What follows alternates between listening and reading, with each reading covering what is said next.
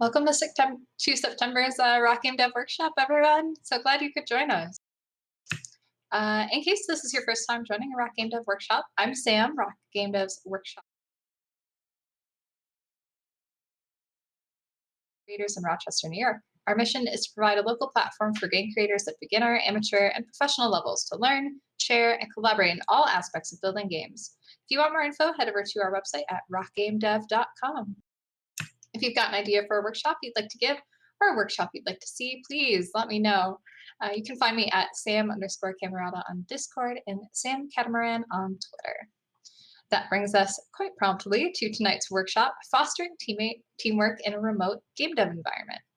Our speaker, Ro, has been making games for 10 years and is 100% remote for the last 6 in a variety of roles, including design, production, and engineering. Currently, he is a senior game designer at PeopleFun, indie developer on Space Cat 9 as part of the Magic Community Incubator, and a board member of Rock Game Dev.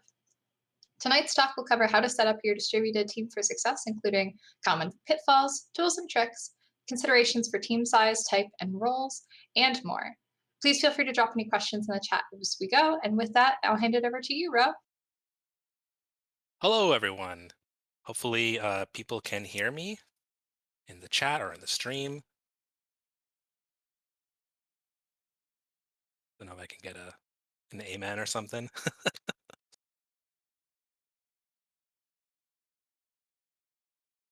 Sweet. Okay, awesome. Well, yeah, so as Sam mentioned, I'm Ro, and today we're going to talk about fostering teamwork in remote game dev. Teamwork, creative collaboration, wasn't actually sure what to call it, but we're going to call it teamwork for most of the talk. Let's see if this works. It works. So I'll go through this quickly since Sam already gave me a nice intro. About me, I've been making games for some time. Here are a bunch of games that I've worked on. I decided to choose just remote ones.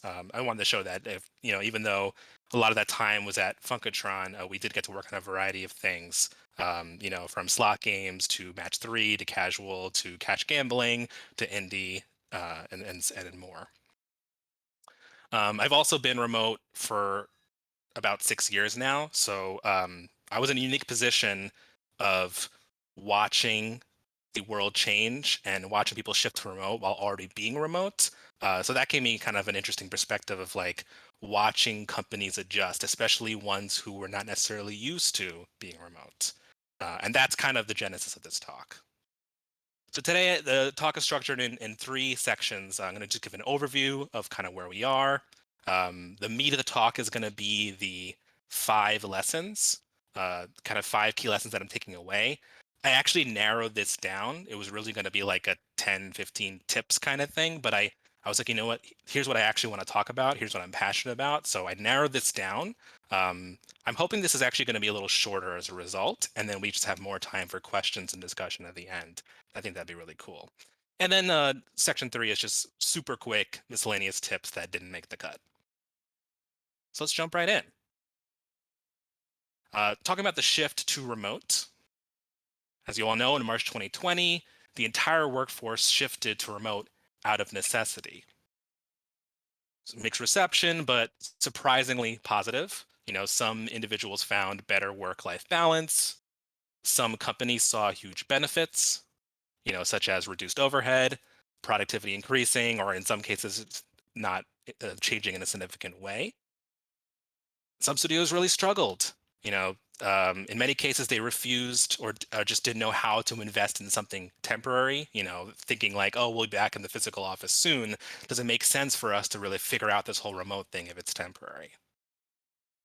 And some studios try to copy and paste processes from the physical office environment. And this could be just because that's what they were used to. They were doing it for decades, perhaps. And again, why change something that's temporary? Why change for something that's temporary? But this is often where people struggle the most when they try to sort of copy and paste things without really considering how the remote environment is different. So is this forever? I mean, the short answer is I don't know. But here we are now, 2021, post-vaccines. Physical offices are slowly returning, variants notwithstanding. Some companies are trying hybrid. I think it's too early to say how well that's working because it's pretty new and not enough people have gone through the process yet for us to be able to speak on it. However, I do think that things have permanently changed, even if we return to some kind of normal. Um, this pandemic shift proved that distributed offices are viable. And I mention this because, like I said, I've been doing this for 6 years now. And for most of that time before the pandemic, when I told someone that I was working remotely, they really didn't get it. They would be like, "Oh, so you do laundry all day, right?" And now I think there is a shared cultural understanding of what it means to work from home, both the pros and the cons. And I think that remote work is here to stay in some form. Just anecdotally, when I was laid off June of last year and I was looking for jobs, compared to the previous time I was looking for jobs, it must have been like 20x the remote opportunities. And while some of them were just remote during pandemic, there was a good amount that just seemed to be embracing this new work environment. So I don't think it's going anywhere. It might reduce, but remote work is here to stay in some form, and it's worth us trying to understand it. And that brings us to today's topic. Why did I want to talk about this? First of all, game dev is hard enough as it is, right? Remote or not remote. We've got competing creative and business goals. It's highly, highly collaborative. So we need to rethink our processes to not let game dev be any harder than it has to be. So we can focus on the challenges that come with just game dev in general. You can't copy and paste things from the physical world that you might have been used to. You need to consider the environment and tools uh, that make working remotely or distributed different. And I want us to kind of, I guess the one thing for you to take away today, I hope it would be that we need to redirect our focus to teamwork. Yes, as an individual, focus on yourself as an individual. But if we want to make strong games in this environment, we need to redirect our focus to teamwork. This cannot be forced. It has to be something that's cultivated. We need to create an environment that fosters teamwork. Some disclaimers. I'm not going to be covering the individual side. We're focused on teamwork today, like I said. And there's honestly tons of great articles on this already out there. And there's not really much more for me to say. Plus, I'm just not actually that great at it, the individual side. So best for you to look up those articles and decide for yourself how to make remote work for you as an individual. I'm lacking experience with large teams. I want to throw this out here. The biggest team that I've worked on is about 40 people, and even that was kind of broken up into sub teams. Most of my teams have been anywhere in the 3 to 20 range, right? So this is mostly about working on small teams, indie, and kind of like small mobile companies, right? I did just recently join People Fun, which is larger, but I'm brand new, and like this is week 3 for me, so I can't speak much to like how different it is to be on a large team yet. And also, I'm on a small team within that large team, so again, I'm having the small team experience already. These tips are not all specific to remote work. You're going to hear some things that sound familiar, and that's because some things are the same. It's just that we need to like pay more attention to them. And finally, your mileage may vary. Kind of just generic advice, which is just that to say that these are things that I think seem to be working well for a lot of people. I've seen companies that or studios that have ignored this advice and to their peril. And so, please try it, and I hope it works for you. But everyone's situation is different. Every studio team is different. It may or may not work for you. So just be prepared.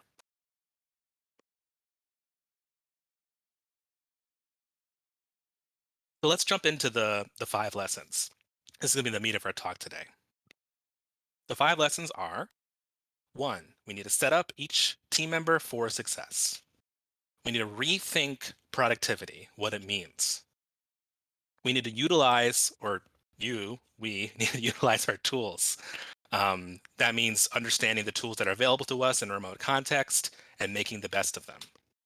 We need to embrace asynchronous workflows, and I'll cover that when we get there.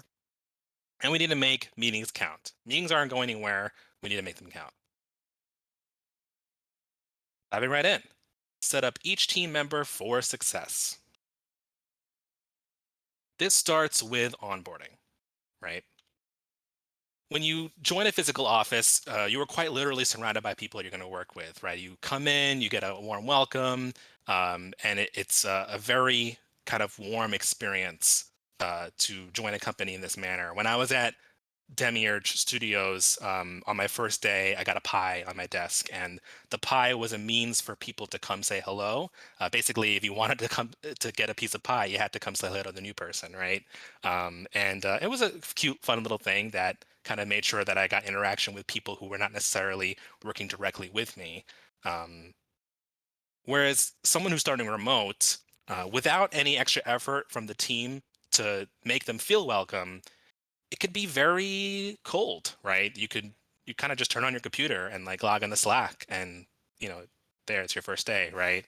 Um, so I think we need to kind of make sure that we kind of go out of our way to make sure that people feel welcome. When we're onboarding, it's okay to kind of allow a little bit more hand holding. In fact, I would encourage it. That might mean giving new hires a onboarding checklist. Here's a list of things you want to do in your first, few weeks. Here's a list of contacts of people to reach out to if you have certain kinds of issues. If you have a tech issue, go to this person. If you have a process or HR issue, go to that person. And if you are not the person, make sure that they are set up with some kind of mentor, right? Someone who can be responsible for their onboarding and for their growth after that. And I think that really makes sure they have like a go-to person as well as a list of contacts to go to in other cases. You want to let them be like a fly on the wall in meetings and stuff. When someone's starting, they're not going to be able to contribute immediately, most likely, because they're just like learning everything. They're getting set up. There's lots to do in part of the onboarding process. But if you let them be a fly in the wall in meetings, they get a preview of what's to come for them. So in my case, I've just started. I'm on week 3. I got to sit in a bunch of design meetings, and I got to kind of get a feel for how my new studio communicates, how designers coordinate with each other, how the team interacts with each other, how problems are solved, what kind of problems we're going to be facing in the next few months. That kind of stuff is really important. Even if I can't directly contribute right this moment, it makes me feel like I'm a part of the team right away, and it makes me helps me plan for my future. And then it's good to have some kind of big call or just invite people to welcome the newbie, right? And that could be the equivalent of the pie thing at Demiurge, right? Where you can tell them to just go say hello on Slack. Or if you have like a morning meeting with the whole company, you can just ask everyone to quickly say hello, but just find a way to just say hello to the new person. It sounds so simple, but it's really important for making them feel welcome. What about existing team members? Of course, you want to set clear goals and expectations, because if they don't know what is needed of them, they're not going to know how to be successful. You want to model the behavior that you want to see out of those people, out of your team members. If you understand that you know, a team is not just a set of people. It's not just a group of people. It's a group of individuals with unique needs, right? And you need to be ready to accommodate those needs. And that means, making sure that they have all the tools that they need to succeed. You might need to like ship them a laptop or something, so that you can kind of establish a baseline for them to be successful. Everyone has access to the same hardware and software, and they have what they need to be successful early on, right? Um, that might mean that certain people need special accommodations. That's okay. In fact, it's great. You want to make sure that everyone is set up for success. You want to give them the space and time that they need to kind of figure things out on their own, as well as ask people questions. And you want to listen carefully so that you can accommodate those needs and understand what those needs are. So I wanted to get this one out of the way first because it's probably all sounds pretty familiar. None of that was like particularly unique to being remote, right? It's not really that different from a physical office. But I wanted to start here because nothing else really matters unless you set up each team member for success, right? I wanted to say that this is emphasized in remote context because it can be more isolating, and the default is more isolating. If you let things if you try to let these things happen organically, they just won't. You have to kind of go the extra mile to make sure that every team member is set up for success. So in summary, level up onboarding checklist, contacts, mentorship, set clear goals and expectations, model behavior you want to see, and establish a baseline. Listen and accommodate as needed. Point number 2. I think this is probably the most important one in my opinion. We need to rethink productivity. So first and foremost, you have to ditch the hourly mindset. There's this temptation to micromanage hours, especially for people who came from a physical office and now transitioned to a remote office. You want to micromanage their hours, whether it's clocking in and out, whether that's Jira time logging. I get it, because you, as a manager, you might say, oh, how do I know if they're working? The reality is you don't and you can't. It's just not possible. It's not ever going to be the same as sitting in an office and seeing people. But you know what is also true? Just because you see them in the office doesn't actually mean they're being productive either. Like, don't equate seeing someone and monitoring someone with meaningful contribution. You don't know if they're working, you can't know, don't micromanage them. Give up control. It's totally futile. And it's honestly demotivating. You're just disrespecting your team members if you're micromanaging them. Productivity is not linear anyway, right? For most people, they're not going to be contributing at the same exact rate, 9 to 5, 5 days a week. Most people tend to work in spurts, right? Where they might build up some momentum, get a ton of work done 1 hour, and then be a little quieter another hour. That's normal. In fact, I think most people are like that. And if that's true, then you shouldn't be micromanaging hours anyway. You shouldn't be equating hours with productivity. So how do we measure productivity? Because it is important, right? Whether you're a manager or if you're just trying to understand how you're going to accomplish all your goals, you do want to make sure that everyone on the team is being productive. So 2 ways. One, you measure contribution over the long term, and you measure availability day to day. Those are the only 2 meaningful ways to be productive in this context. Measuring contribution.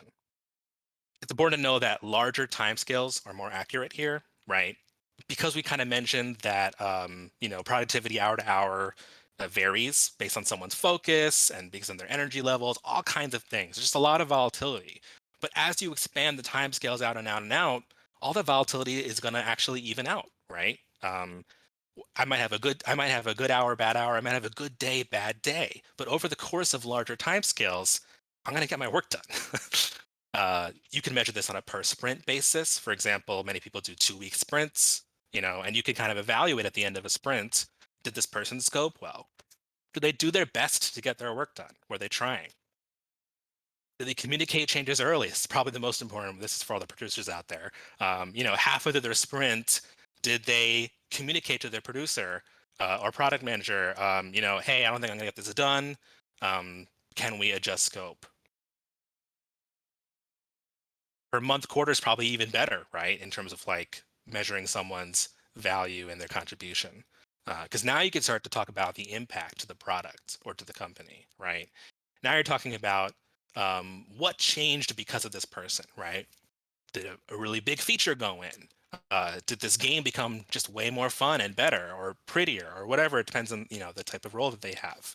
You can actually start to see someone's impact once you're talking on large timescales. And this is just way more meaningful than whether or not someone was focused in any given hour, any given day, right? That doesn't actually matter. Next is measuring availability.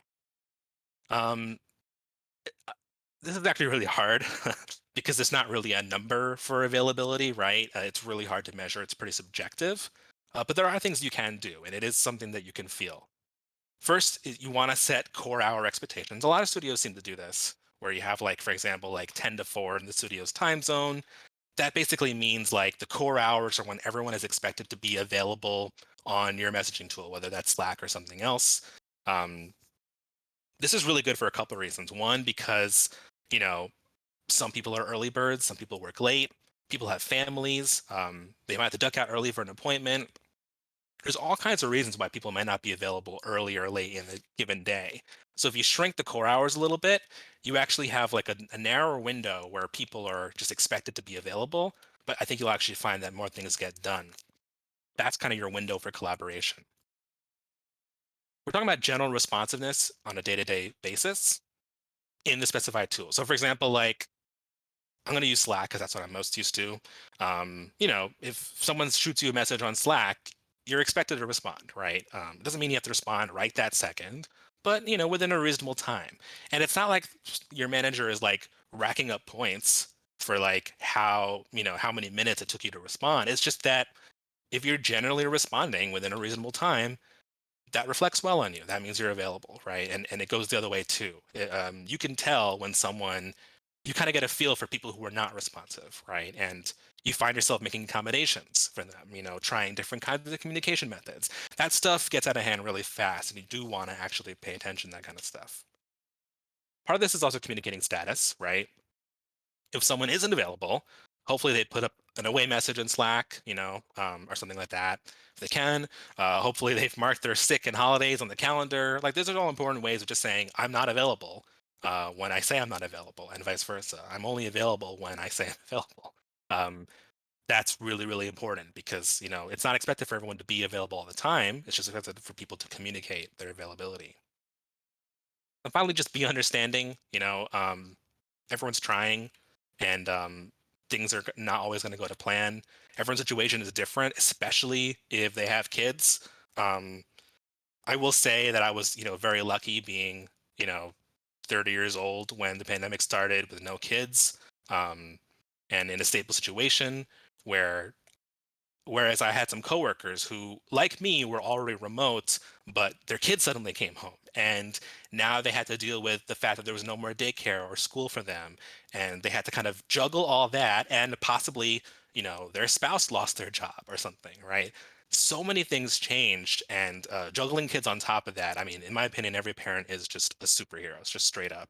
Um, and you have to be really just understanding of that situation because um, anything can happen. And of course, as it should be, the family is going to come first, right? I've been on calls where literally mid call, there was an emergency in the background or not like an emergency, but like a soft emergency with the kids or like, the toilet's overflowing or like the dog got out or something like that. And the kid runs in the middle. Like all those things that used to be memes are now a lot of people's everyday life, right? So just be understanding and accommodating, please. In summary, we want to rethink productivity and what it means in this context. Ditch the hourly mindset, please. Instead, prioritize contribution over the long term and availability, which can be done on a day-to-day basis.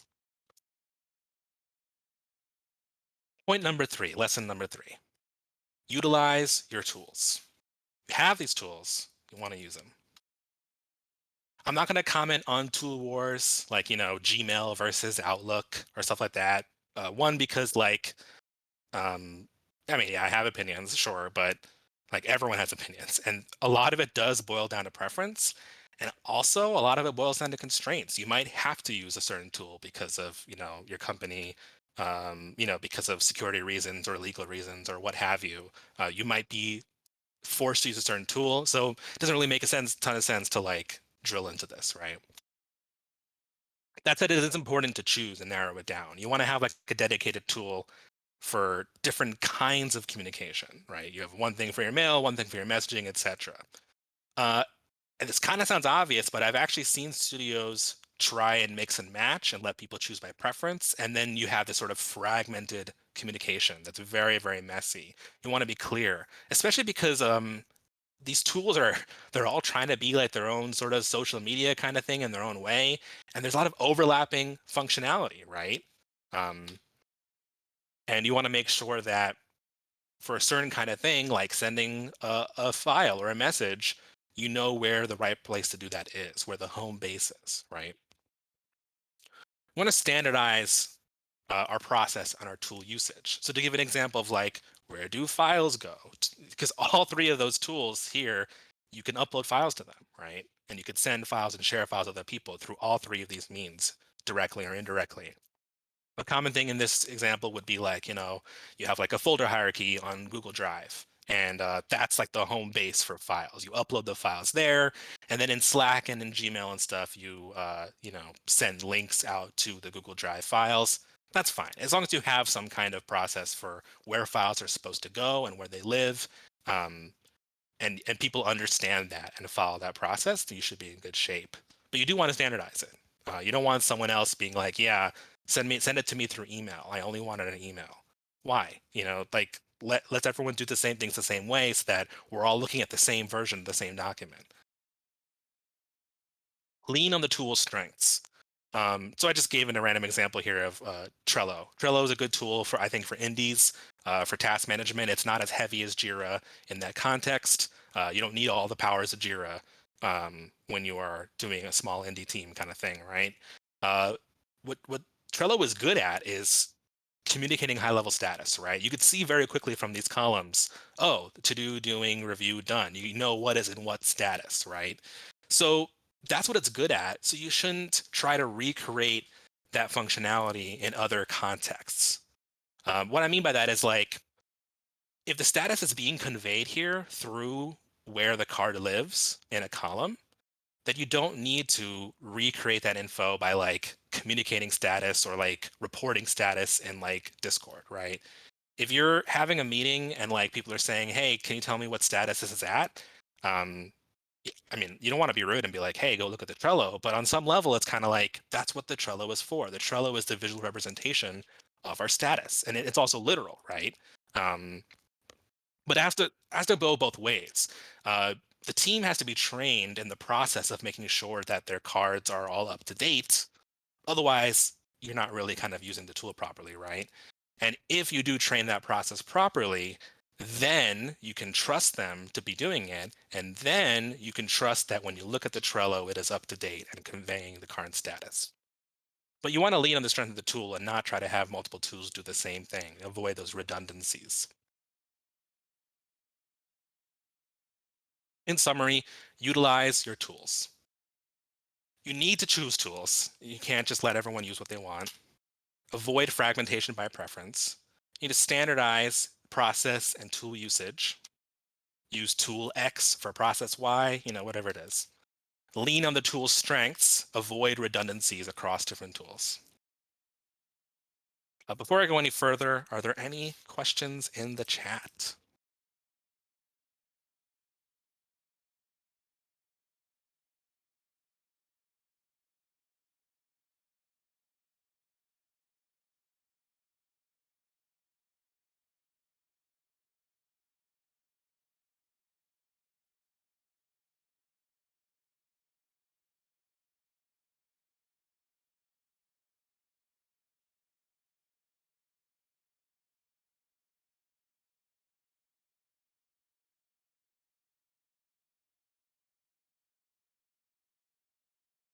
Okay, I'm going to keep going then.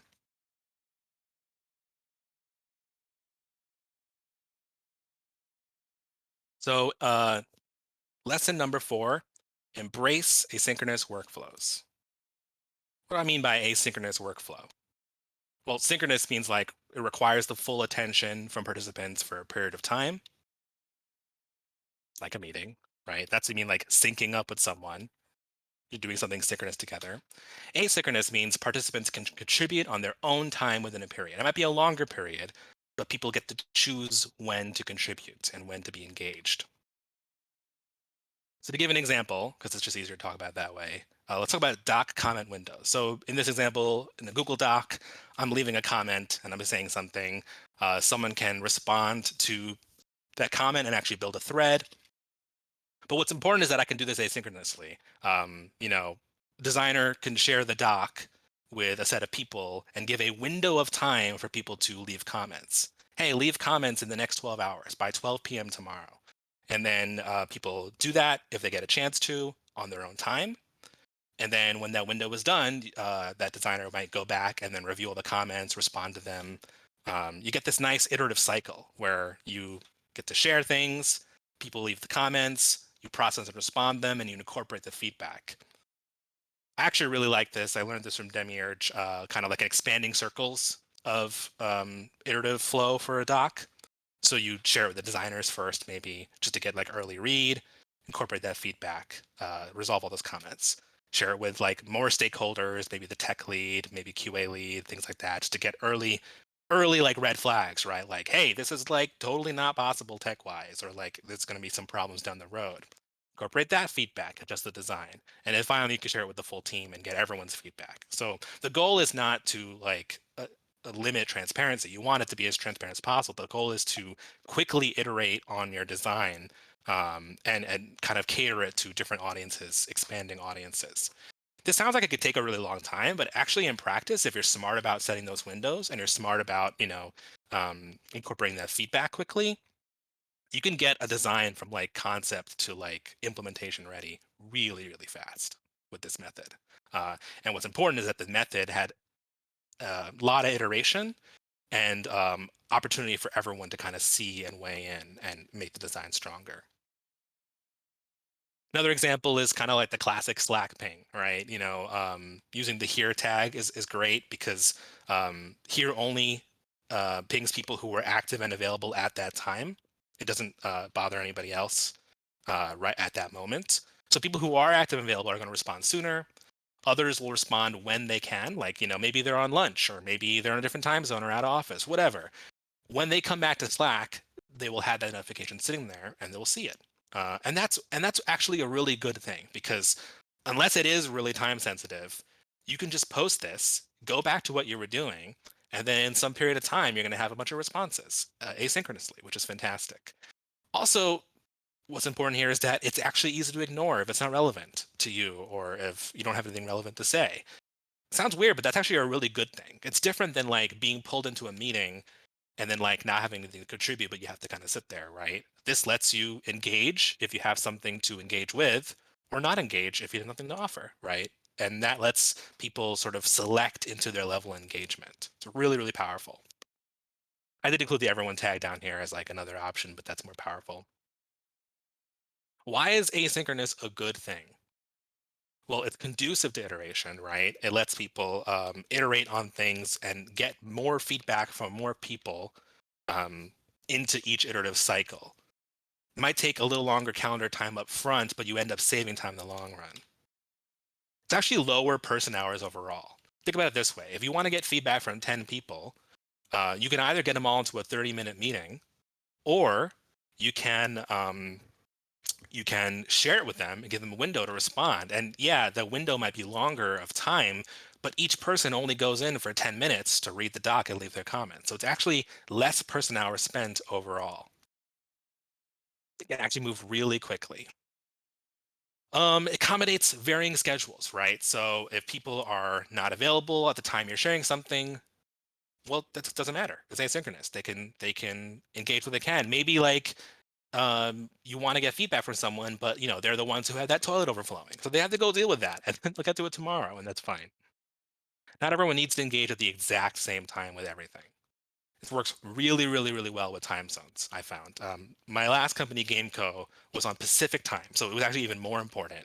I do have to give them credit that we had a really nice shared understanding of like, I was on East Coast, so I generally knew that I wasn't going to get most of my coworkers until noon my time, and vice versa. They knew that after 3 p.m. their time, which is 6 my time, uh, they weren't really going to have access to me. So we're sort of like trying to keep our collaboration within that tight window. And this is where asynchronous let us move things a lot faster. It's kind of like passing the potato, right? And accommodates varying involvement. Like I mentioned, teammates who are less involved with a specific thing can engage less. You want to be as transparent as possible. You want to include everybody, but sometimes you don't want to have a meeting with everybody in it and like force them all to be there at that time. So this way they can engage less if it's not relevant. And then finally, it limits meetings, which brings us to number 5, make meetings count. I did see a question in the Twitch, so let me just try and read that now. It looks like it's from Zach. At the next Q&A section, suggestions on healthy, productive ways to get everyone on board with whatever tool. Either if someone is opposed to whatever everyone else uses, or someone just cannot be bothered to update Trello, put files in the G drive instead of Slack, etc. That sort of thing definitely causes friction, but is far from a major offense. Yeah, I think that's two questions in a way. The first one is getting everyone on board with whatever tool. I mean, this is really tough. You have to kind of, hopefully when you're building teams in general, you have a shared understanding that process is important. I understand that's like easier said than done, but you need to all be on the same page and believe that being on the same tool is worth it. So first, just get there. If do you all agree that using the same tool is good? Great. And then you get to the next point. What is the right tool? It's fine to debate this. Like I'm imagining kind of like you're an indie team with people who have very strongly different preferences. It could be decided by the team lead. If you have a producer type role, let them make the call because they're the ones who have to really live in it. They're the ones who have to own timelines moving forward. So it could be something for the producer to take ownership of, right? If you have a team of like 3 people indies, it's tougher because like, production could be shared. It could not be like a dedicated producer, but that's also where defining your roles clearly is really important, right? But basically you need to choose something. To get them on board, you kind of just need to first get them to agree that having a tool choice is good. And then if you can agree, someone needs to make a call. And, that's where it's good to have a team lead or it's good to have a producer to be the person. Might not be the most popular decision, but hopefully people are respectful and understanding enough to know, okay, I can make it work. I can learn a tool that's not my favorite tool for the sake of us being on the same thing and moving things forward. Your second question, cannot be bothered to update Trello, put files in G Drive, etc. That is really, really tough. It takes a lot of reinforcement. People who are not used to working with process, and this is more so, I think, for indies than it is for people at companies working full time and stuff, but it's still a thing, right? You need to really reinforce it. You need to actively encourage it. You need to model it. You need to show them how it's done. But it's not this kind of thing that people are not going to really see why it's valuable until they see why things move faster. And hopefully you don't have to do like a bunch of convincing. Hopefully if the person you're working with is a reasonable person, they could just buy into the fact that it's worth the effort and, and just say, look, I'm going to be on top of you this because it's important and it's going to long-term, net us in productivity if we're following this process carefully.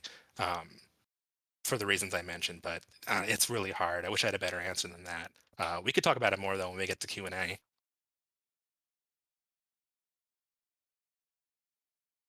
Hopefully that answered at least part of your question, Zach. So moving forward, making meetings count. So asynchronous stuff is great, but it's not going to solve everything. Sometimes you need to hop into a meeting. Sometimes you need to talk things out with the team at large, or you need to hop in a one-on-one with somebody. There's no replacing meetings. So if you're going to have meetings, make them count. Let's talk about what meetings are not. Meetings are not automatically productive. I've seen something in the past where I've seen this at a few places where people sort of equate, they're not saying it out loud, but they're sort of like soft equating being in meetings with being productive, meaning like, oh, I have a full calendar. I'm busy all day or I'm busy all week. And at the end of the week, oh, I was in meetings all week. And like, I understand how that can feel like you're getting a lot of work done or it can feel like work, but in practice, it's not necessarily the same thing as being productive. Now, granted, this is going to vary by role. Obviously, a producer or project manager is going to be in more meetings than other people might because their jobs involve coordinating lots of people.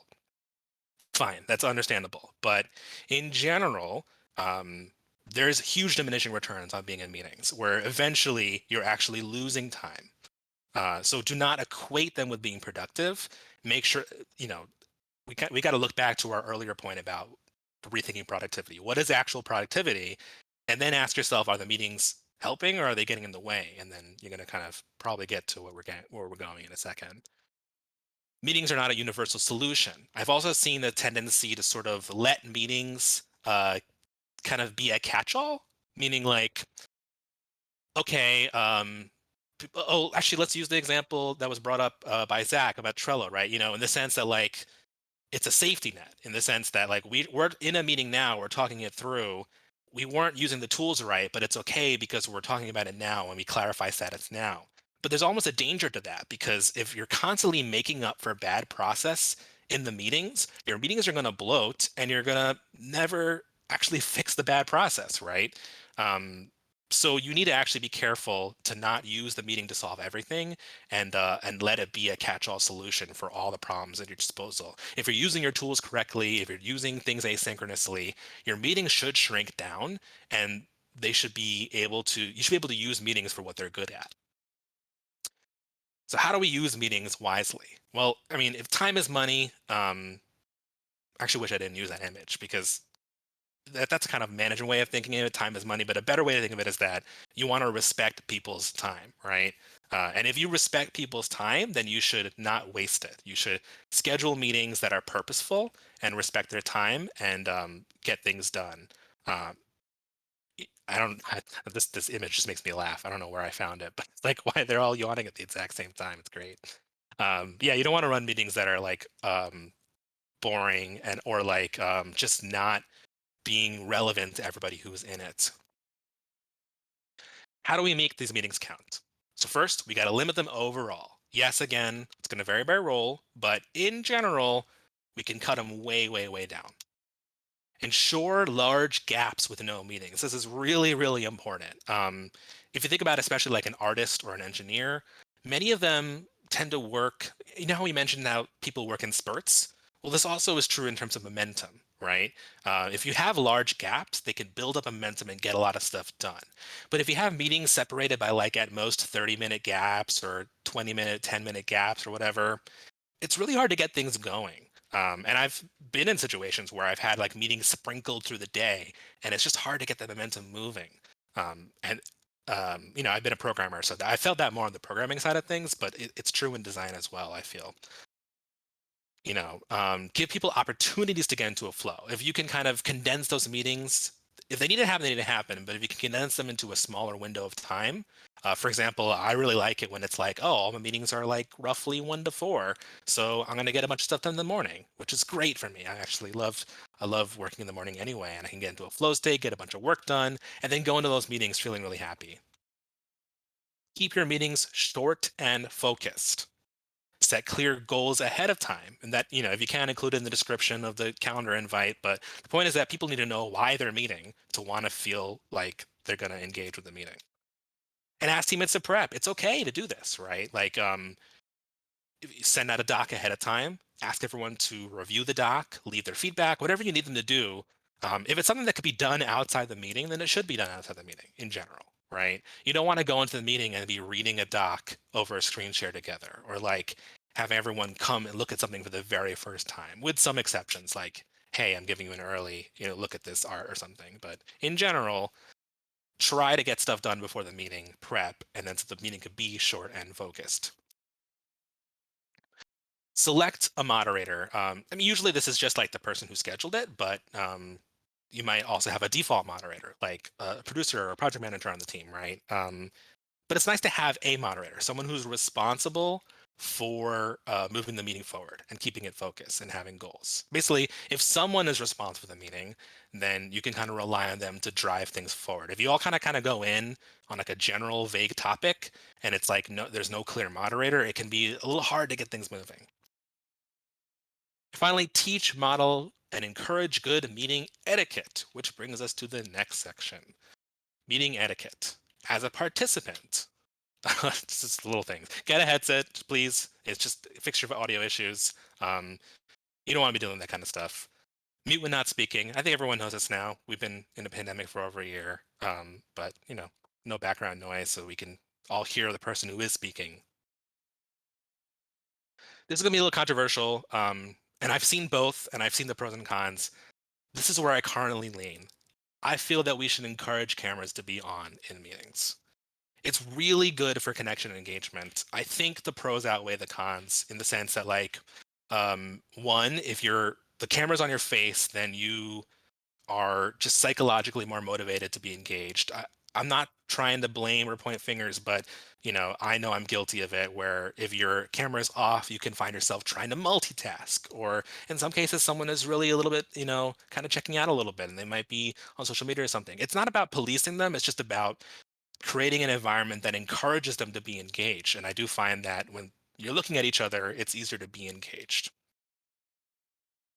But it's important not to. Oh, geez, sorry. One more thing. I also think it's really nice because when you say something or someone says something, you could see their reactions. There's just something really nice, something really human about watching people react to what you said and vice versa. That whereas if you just say something and no one responds and all their cameras are off, it's kind of hard to know how it took, and then like you start to overthink it, right? But I do want to also bring up that you should not require cameras. Encourage, yes. Require, no. And the reason why is pretty simple. There's a few reasons, but the main one is like there's a flip side, right? Where if the person is like so self-conscious about their appearance, how they look on camera, that's what they're focused on, that's also bad, right? In the same way that like, being disengaged because you're not being watched is bad. This is bad because like I'm thinking about my appearance instead of thinking about the topic. You want them to be focused on, whatever the topic is, right? So and if I just got up in the morning and my hair is not great or something, or you have kids running on in the background, whatever the reason is, it doesn't really matter. It's personal. Just don't require it. If someone has their camera off, that's fine. And please don't single someone out. If you kind of set a precedent of like, hey, try to have your cameras on when you can, then you could just trust that when they have it off for a reason, and that's fine.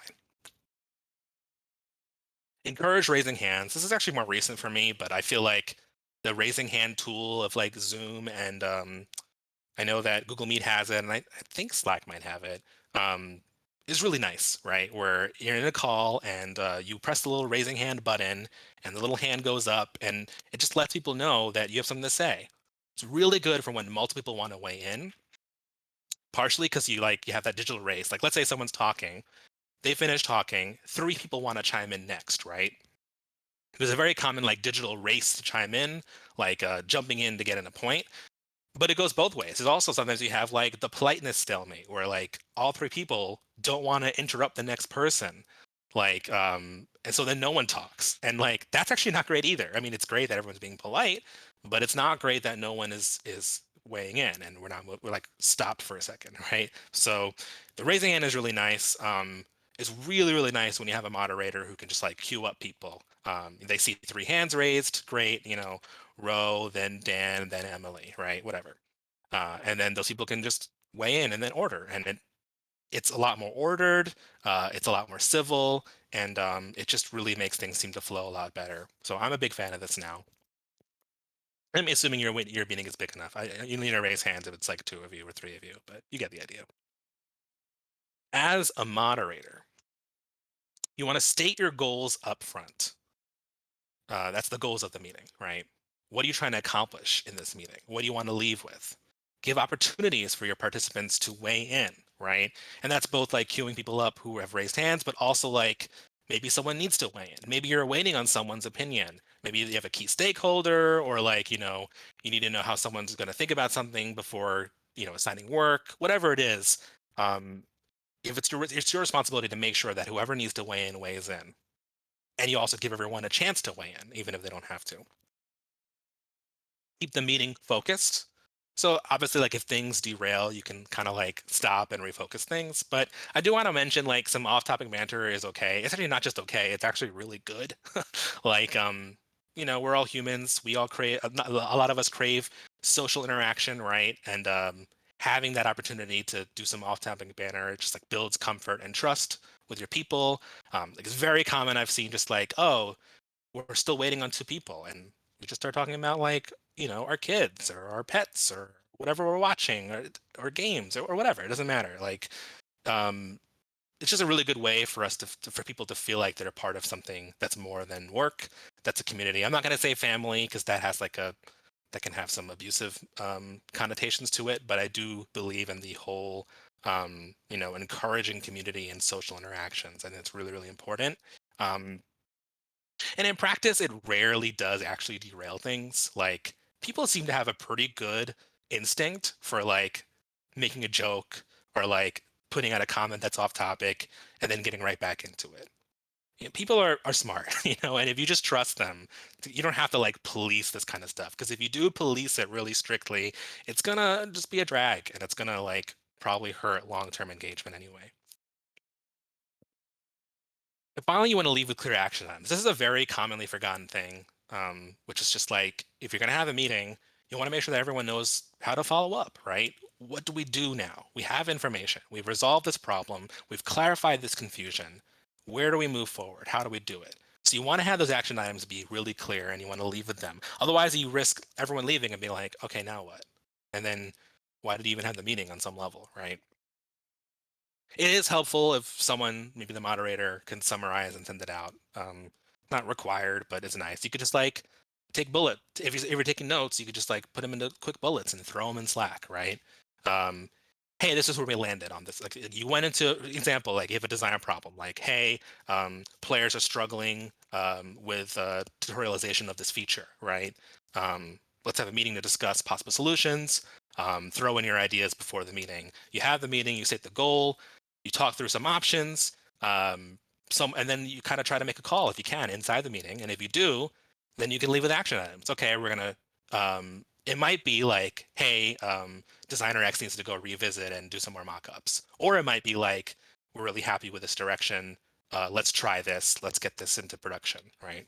But whatever it is, you want to have action items and know how to move forward. Embrace a screen share. I put this separate just because I love screen shares. They're awesome. Highly visual. They're easy to draw attention to specific elements. It's a really, really great tool for training. Very common would be like, the trainer is screen sharing, walking through the process so others can see. This is really good when it's like one person teaching a lot of people or showing something, right?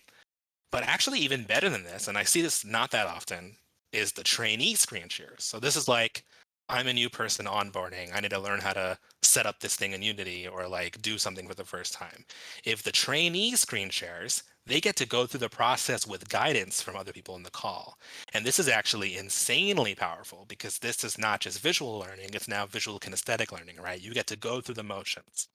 And while I can't speak for others, I know this makes a huge difference for me. Sometimes I watch someone go through something, I'm like, okay, I get it. And then I try to do it myself and I go, what? Um, Whereas if I get to actually go through the process myself, I find it's a lot more powerful. And I highly recommend doing this, even when it's appropriate. Usually this is like one person is training, but it depends. Yeah, and then I just want to throw out, consider digital whiteboarding. I only mention this because it's not really about screen shares, but it's just about the most common thing I hear from people when they talk about missing the physical office, especially designers, is like, oh, I miss running into a meeting, hopping into a meeting room and like pulling out a whiteboard and like just talking through something with a whiteboard and sketching as you go. And first of all, I get it. Like I miss it too, honestly. There is something really powerful and magical about that. However, digital whiteboarding tools have gotten a lot better. There are ways to do this in a remote context. I don't have like a favorite tool yet. If you have suggestions, please drop them in the chat. But these are getting a lot better. And it's not like it's something you can't do. I actually have a whiteboard in my home office too. I have in the past turned my camera and like drawn that whiteboard when I just had a really quick idea. I've also tried digital whiteboarding. It doesn't really matter. The point is to just like be willing to be open and brainstorm ideas. I think it's more about the feeling, the looseness, right, than it really is about the literal whiteboard. But again, I haven't found a perfect solution to this yet. I wish I was just like, yeah, this tool is fantastic, but if you do, please mention it. And that brings us to the end of our 5 lessons. In summary, set up each team member for success, rethink productivity, utilize your tools, embrace asynchronous workflows, and make your meetings count. So this is the 5 major lessons I want to take away. I do have some miscellaneous tips. I do see some questions or follow-ups in the chat, but I'm going to actually wait for Q&A because not much left. So the miscellaneous tips, real quick. When in doubt, over-communicate. This is just like a general thing. Better to say too much than to say too little. Things do get lost in translation, especially in text. So if you by nature, by default, over communicate, it reduces the chances of things getting lost.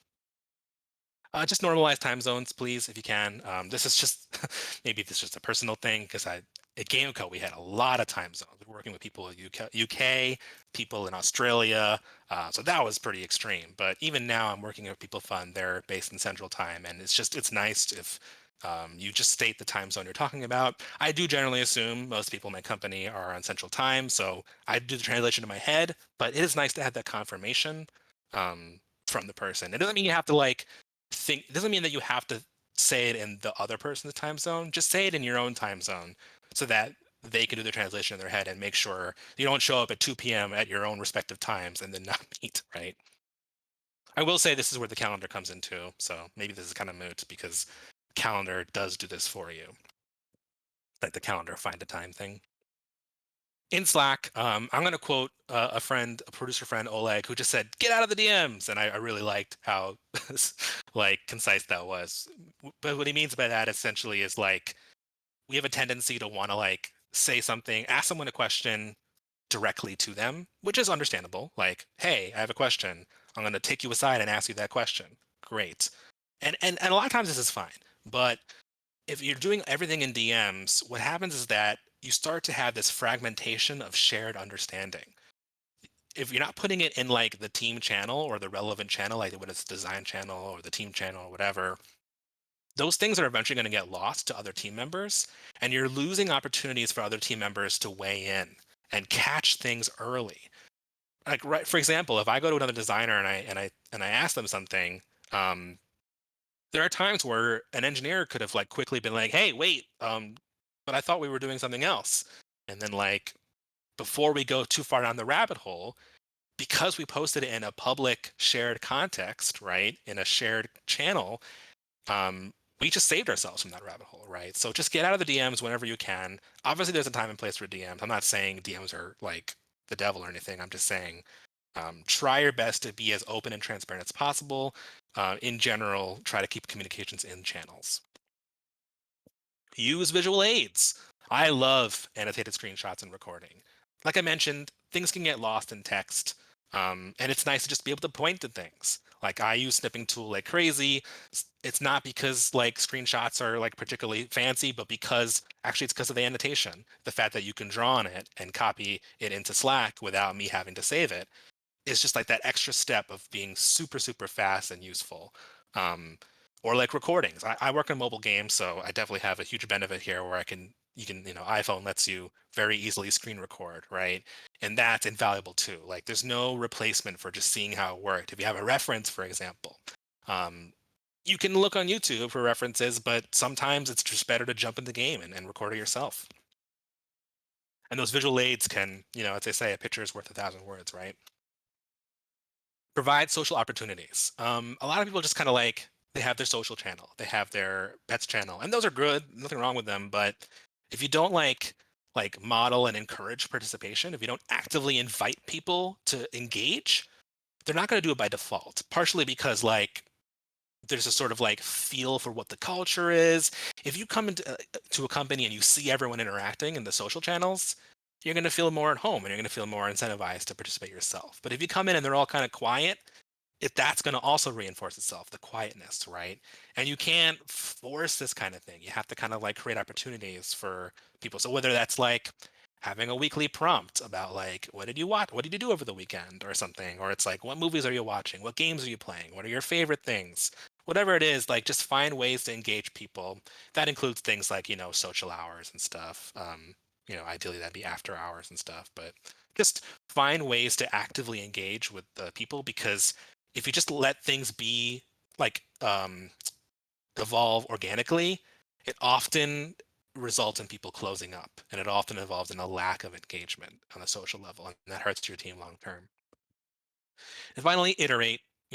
All these things are, like I mentioned before, your mileage is going to vary, and the most important thing you can do is just be willing to learn, be open to adjusting, right? Try something out. If it doesn't work for your team, adjust it. If you say, "Wow, Rose's advice was just totally terrible. Why did I even do it?" That's fine too. I mean, as long as you're ready to adjust and do what needs to be done to make it work for your team, that's great. These are just kind of starting points. So, and yeah, that's it. that's the talk. I try to narrow it down as much as I could, but it looks like we actually did fill up the whole hour. Wow. So let's go to Q&A now, and I'm going to try and first catch up to the questions that I already see in the chat, and then if you have any more questions, please chime in. Does that sound good, Noah and Sam? Can I go ahead and start looking through the chat? Sounds great. Sweet. So let's see if we can catch up. It looks like there's some of it's just like discussion, right? So Zach responded after my answer. I guess points of clarification, elaboration. It can also be people who joined after the tool set was decided. Oh, okay, well, that's a good thing, I think.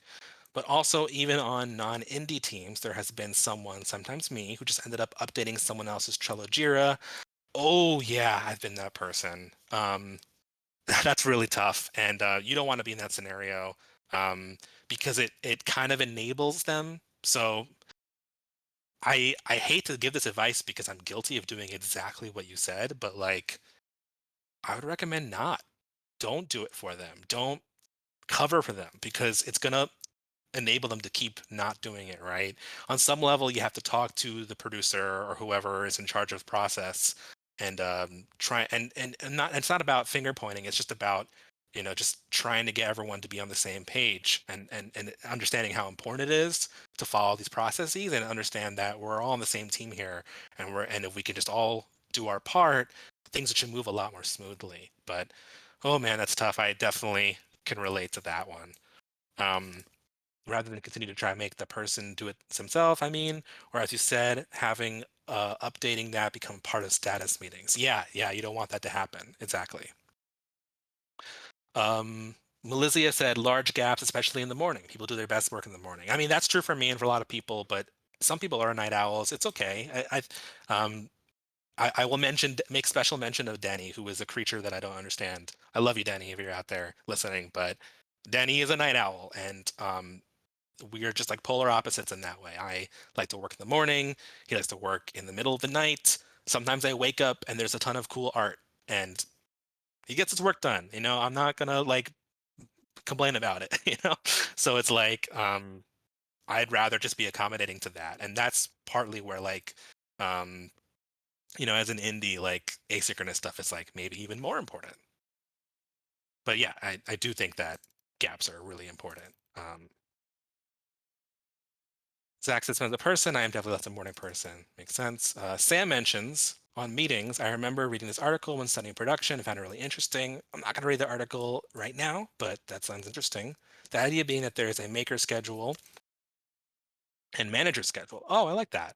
Meetings affect us and interact with our work differently. As a producer and scheduler, I now do my best to take this into account and block meetings into one for Noah and Aiden and Ayla, so they can be their most productive makers. Oh, that's fantastic. Thank you for sharing that resource, Sam. Noah, stream coordinator here. A mentor recently introduced us to Jamboard for digital whiteboarding. Oh, fantastic. Oh, the tool. It's not perfect, but it's pretty neat and plays nicely with the rest of the Google ecosystem. That's what I love to hear. I've also heard good things about Jamboard. I'll have to try it out. I often just screen share OneNote or Microsoft Whiteboard. I've done that too. It works really well. The screen share plus Microsoft Whiteboard thing. At my job, there is no social channel. Should I push there for to be? I mean, it's not like the most important thing. You could just make one, or you don't have to like push for it per se, but you can just sort of. I think the easiest thing to start was like pets. Pets are pretty non-controversial, right? Most people like pets, I would hope. And if you just like post some cute pet pictures, I mean, that's just a way to get started at least. You don't have to think that hard about it. If you're making games, I don't know if you work for a game studio or not, Tesseroff, but that's a common thing to talk about games, right? Because we assume that most people who want to work in games have at least some kind of background and like to play games in some kind of way. So, at least there's some like the grounds for conversation. Oh, it's not a game, so that's fine.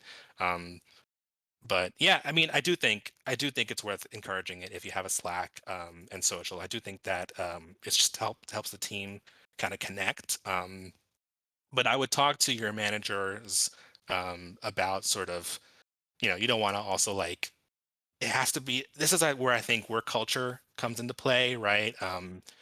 If there's kind of like a strict atmosphere that doesn't want that kind of thing, then it's going to feel forced, right? But if they have an atmosphere where they're all craving and they all kind of feel, hey, we need a little bit more social interaction, then hopefully they'll be very accepting of it. It's worth trying at least. But I don't know enough about your company or your culture.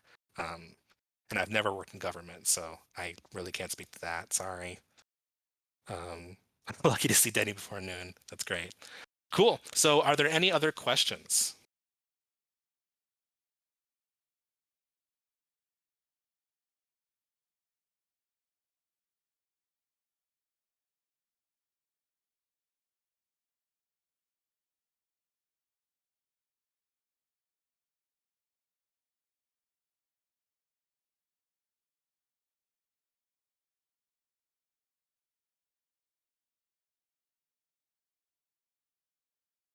I'll give it another second just because there's a delay.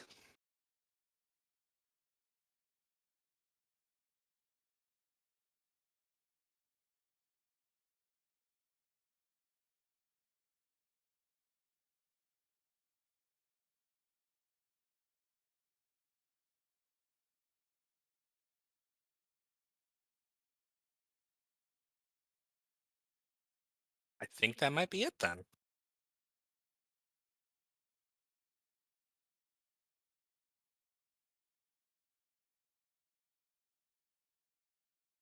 Cool. Yeah. So I guess I'll pass it back to you, Sam, if there's no other questions. Sorry about that. I did have to step away for a second. If there's no other questions, then we can put a wrap on that. Thank you so much, Ro. That was incredible. Yeah, happy to help. I hope there were some useful things in there. Um, I hope that people learned something, or if they have more questions later, feel free to reach out to me. I'm on the Rock Game Dev Discord pretty often. I'm pretty active there, so definitely reach out to me there. Or I'm in some Boston Slacks as well. Or just reach out to me on Twitter or something. I don't, it doesn't matter. Just reach out to me. I'm happy to talk about any of this kind of stuff. It's fun topic, and I'm learning too, right? And as I see all these kind of studios adjust and each team kind of um, figure out what this means for them, I'll probably change a lot of these points in the future, and I actually look forward to that. I was going to say, you're very accessible, so people should definitely feel free to reach out. Um, with that, if you do, again, have any other ideas for things you'd like to see from workshops in the future, or if you would like to host a workshop yourself, please let me know. Otherwise, thank you so much, Ro, and we'll see you all next month. Thanks for having me. All right. Bye, everyone.